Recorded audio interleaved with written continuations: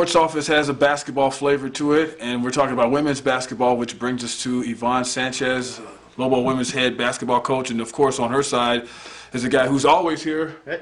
Torrance Gilligan in the house, and Coach, I guess the first best guy ever. Yeah. Oh yeah, he's wearing his CBS News hat. He's on top of it. I know. I was outside today. Come on, give me a break. Well, hey, Coach. It's been a busy off season. I mean, you know, like in addition to recruiting, you guys had a couple of coaches leave, and how is that going? And what does it look like as far as replacing the coaches that did leave? You know, I'm convinced it never gets dull, so it is busy. You know, it was an anomaly this year. There were over 61 Division I head jobs open. There was so much movement this year, and you know, when you hire good people, people are going to pursue them, and they did. And you know, those two, Vicki and Aaron, did a great job here.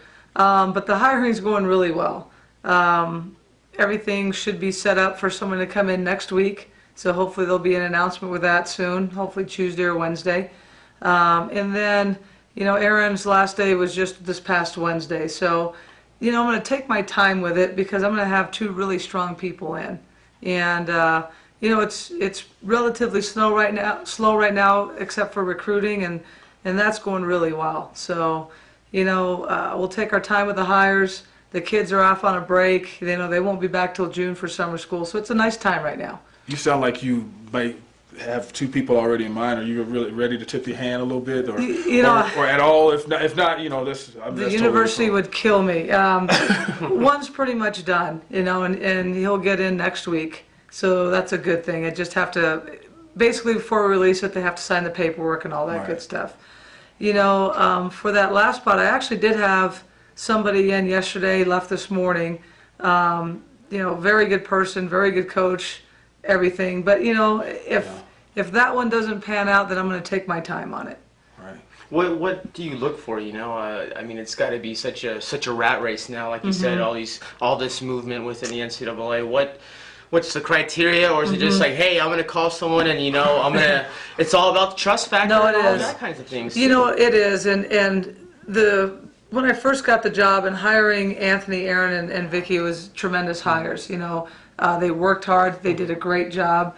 But I went with, you know, people I really didn't know in terms of Vicki and Aaron, and they did a tremendous job.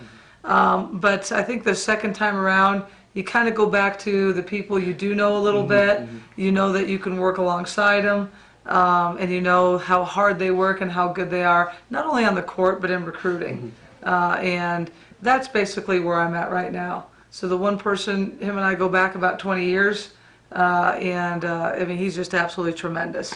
And that's got to help out with like a long-term fit. You know, you want someone that's going to want to stick around versus someone that gets the experience and then decides to, you know. And that's exactly it. And that's just not happening in this day and age. There is so much movement. You know I had those two only for a year, and that's not ideal, but they worked their tail off. But it happened all over the country. So I'm like, God, am I the only program? It wasn't it. People just, you know, when I first started in the business, obviously it was a lot different. But you stayed somewhere 4 or 5 years, you got your experience, you thanked the person and moved on. It just doesn't happen today. You know, if there's that grass is always greener type deal, you know, people are going to kind of go look for it, find it, and see what happens. What about personnel, Coach, like as far as your players and stuff like that? As you look at next season and with the people that you're bringing in now, talk about the people that the new people that's coming and how they fit in with what you already have. You know, that's the most important.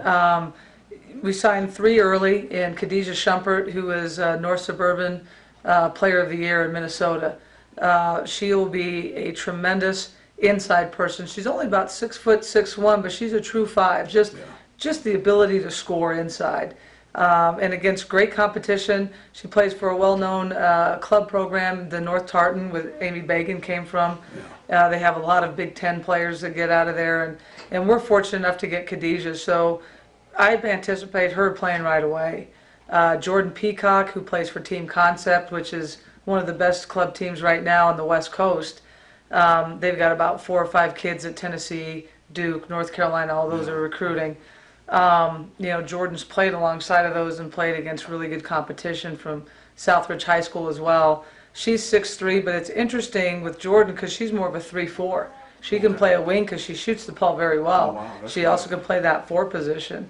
So having her come in, you know, just brings a lot of height, brings a versatile player, you know, at a dual position, and just a kid that's played against great competition. Bryce Owens, Texas kid, we've pursued her for the last couple of years, so it's been nice getting her. She's a point guard. What part of Texas? She's DeSoto High School. Okay. Just a great kid. She led her team to the second round of the playoffs, which, you know, in Texas is tremendous. Oh, that's good. That's really good. I anticipate her coming in at the point guard spot, taking over right away with some help. And, you know, it's just we're going to be a little bit more, we'll have the depth that we needed, you know, with the guard spot. Sarah will be back. Right. Caroline will be back. And Tisha will be eligible in December. But it added us signing Bria Mitchell, coming back to that, the other Texas guard that we just signed late. She's a tremendous shooter, and she gives us that guard spot that helps us before Tish gets back. Some of the walk-ons are going to stay along with, you know, and Diva coming back. Yeah, Diva looks tremendous. Maddie Mariah wanted to stay, and I granted her that position. She just worked her tail off. She's a very positive influence with our program. You know, you could go up to a kid, and I told Maddie, look, you probably won't play. You probably won't travel this year. And she goes, Coach, I don't care. I want to be part of this. And that's, you just look at that, and it's just a great kid. Great kid and a great family. You know, I'm excited to just keep her on. We have our practice guys coming back. I've added one. You know, I think Lawrence is one. Do you want to get in on that or something? Well, you know, it's funny you said it. Well, I would. But you have to pass your classes in school. So you have to study. Darn it. Well, you know, no, it's funny you say that because in my time at Baylor, I saw that a lot, you know, with the women's program. And they have, you know, you got to be more physical. And I think, I don't know if it's, you do. What do you think? I mean, do you obviously you are a fan and you use that you know, using guys, I guess, in there versus girls, but what I guess made you do that? Well, you know, obviously I just didn't have any numbers, but I was going to do it anyway. I mean, you know, if I ever got a head coaching job, I just think there's a lot to it. Basically, I was down to 7 players at certain points in the year, so they saved my season this year. We're going to have more in numbers, but they're really good in individual workouts, you know, because individual workouts, we're only allowed 4 players, so they can match up with the guys. It saves our kids in terms of their bodies. It really does. You know, they're not beating each other up all the time. You can have subs on the red team. We have a red and silver team. You can have subs and get people in and out, and then play against the practice guys. And then it'll be a lot more competitive this year. Because if the silver team or our practice guys start winning, that red team's going to be on the line running. So, the practice guys ever get injured? You know what? There's a couple of times they went down. I'm like, oh God, don't, please don't. But they're great guys. You know, Dylan Troncosko played at Gallup, and his cousin Zach, Jack. God, I can't even remember his last name now. Played at Los Alamos High School. Doug Hardy, I believe, played, I think he was Los Alamos as well.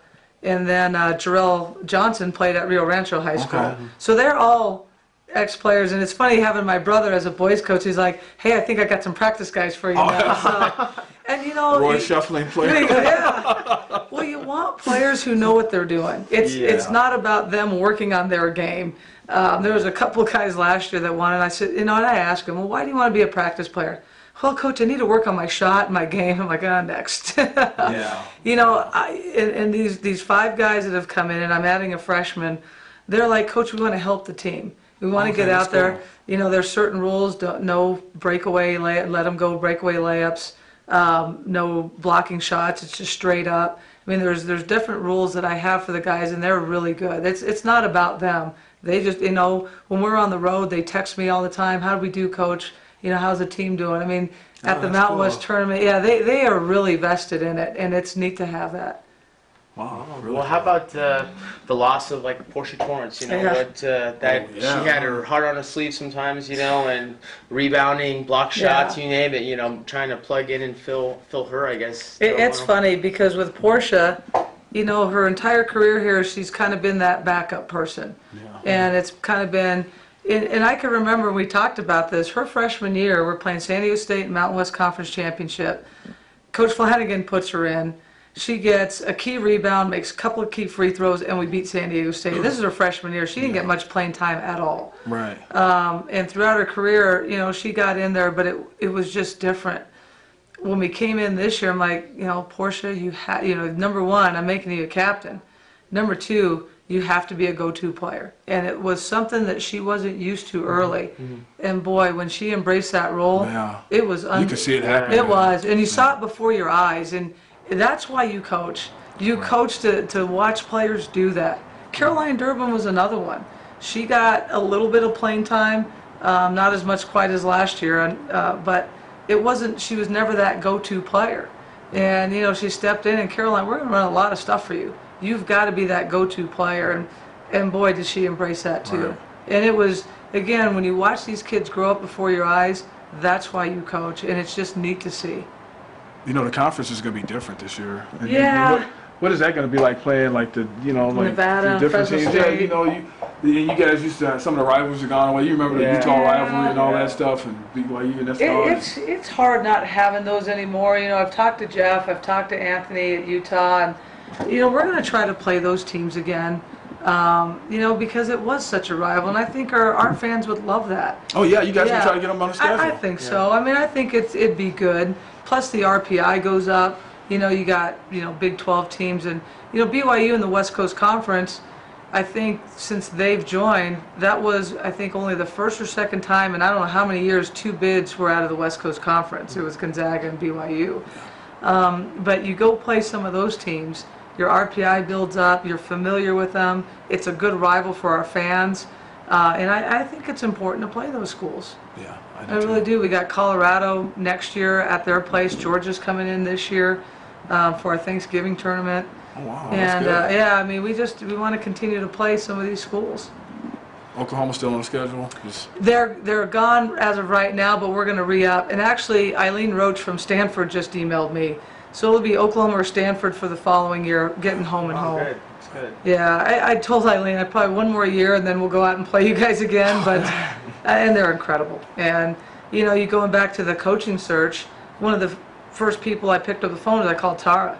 And you know, I mean, Tara and Sherry and Jody Conrad, I mean, those guys, they know a lot of people. Yeah. And so, again, I called Tara this morning, and she already left me like 3 names. And here's the phone number. And it's like, all right, if this one doesn't pan out, then you get on the phone. But that's what you do. Yeah. What's this summer been like for you, I guess, rather than recruiting? What's your downtime, I guess, as the head honcho? You know, there isn't much because recruiting takes the entire time, but it's okay because it is a little bit of a downtime now. It really is.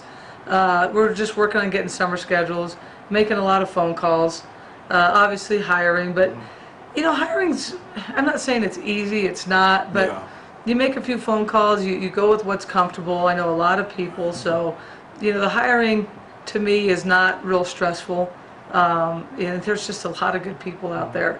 But it is kind of nice. It is kind of nice to, you know, leave the office 3 or 4, or, you know, maybe not come in on a Friday or, you know, whatever it is, and it's kind of nice right now. Good. Well, I guess that's a good note to end on. But before you get out of here, I wanted to ask you one more thing about the schedule. Yep. Do you guys have some teams in place, and are there any teams that you can mention right now that would get Lobo fans excited? You know, and I'm trying to think of who we have now on the schedule. We're at Colorado, so it's a good schedule, I promise you. I'm just trying to think, aside from the New Mexico State rivalry, Georgia coming in is going to be pretty good. And then on the other side, it's St. Bonaventure, too, who is ranked in the top 10 all year. Yeah. So needless to say, those two will play each other in the first round. Gosh darn it, and I knew you'd put me on the spot here, but I'm trying to... I wasn't trying to. I know. And, you know, I'm trying to think, and, you know, when I did the schedule, I knew every team that came in exactly what day. Now that I don't do the schedule anymore, I have no idea. Right. You know, it's just like, but, you know, the schedule's done, so that makes it nice. And then we're just waiting for our conference schedule and hopefully some TV games. Yeah. Oh, yeah. That's another thing, TV games. Well, Lawrence, you got anything else? No, I'm good. Hey, Coach, thank you so much for coming on. Always Yvonne great to Sanchez, be here. Thank you, guys. Lobo Women's Head Basketball Coach Lawrence Gilligan. I'm Van Tate, and behind the camera, Robert Pugsley. Pugs is coming on one day. I don't know when. We keep telling you, but he will. He's saying no. Oh. We'll see you next time.